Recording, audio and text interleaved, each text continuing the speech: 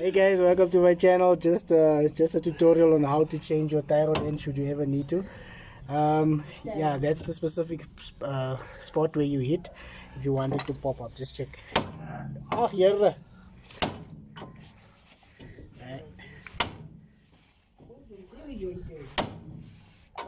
That's it. That's where you hit it right there, and it simply pops up, and then you change it. Right. We're about to change the CV joint, and then we'll show you the process of changing your CV joint. Now I've released these two nuts here, 17s and 19s and 18s. You just check those two come up, and then you simply release it there on top, drop that down, and then your CV will pop out. Right? That's it. Now on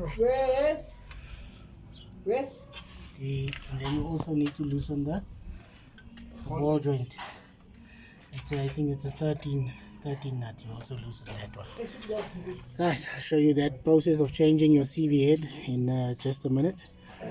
So yeah, subscribe to my channel for more uploads.